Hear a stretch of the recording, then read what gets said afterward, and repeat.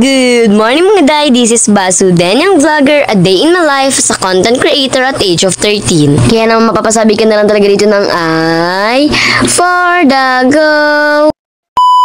For today's video nga, ay maulan nga dito sa mesa sa amin. Kaya naman sabi nga ni mama ay parang masarap nga raw kumain ng champurado. Perfect nga raw kasi yun sa panahon at nakakamiss na rin naman daw kasi talaga ang champurado. At buti na nga lang talaga ay meron nga kami dito mga ingredients na gagamitin. Pero for today's video ay may thrill nga dahil tayo lang ang magluluto. Grabe naman! By the way, halos mag-aalas 3 na rin nga ng mga oras na yan. Kaya naman saktong-sakto lang talaga ito pang meriendahan. Buti na nga lang talaga ay meron nga kami dito nito nga po palang bigas na malagkit. Kaya naman samahan nyo ako dahil sasaingin natin yan for today's video. Sobrang nakakamiss na nga talaga ang champurado at alam niyo ba, paborito nga talaga namin ang champurado at buti na nga lang talaga umulan ngayon. Siguro kung hindi umulan, hindi kayo makakatikim ng champurado ulit. Bale, yan, sasaingin nga lang po natin yan kung paano nga talaga kayo magsaing ng kanin. Ganun na ganun lang din. Medyo matagal nga itong maluto, pero okay lang. Carry naman to. Sabi nga ng aking mother, magda-diet na nga raw siya. Pero dahil magluto tayo for today's video ng champurado, cancel na naman ang diet. Next year na lang ulit. Paborito kasi talaga namin to ni mama na para bang ginagawa na nga talaga namin tong dessert. Bale, yan nga po pala, habang hinihintay nga po palang maluto, yun nga po palang malagkit. Eto naman nga, tipigain naman nga natin ito nga po palang gata. Para naman lumabas na talaga yung mga gata niya, mga be. At para nga talaga mapiga siya ng masyado, nilabas ko na nga talaga doon lahat ng mga sakit at sama ng loob.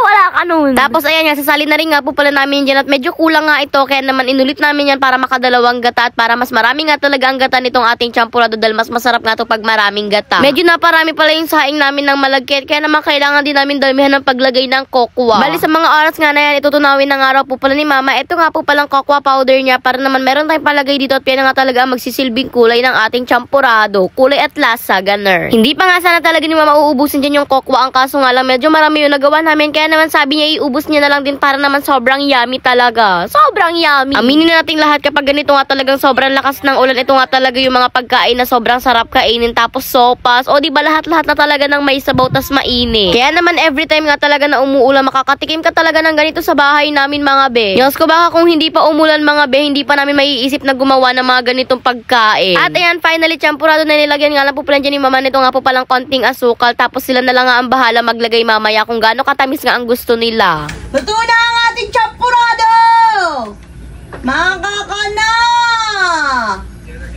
Ay? Ako ang unang magti-taste test.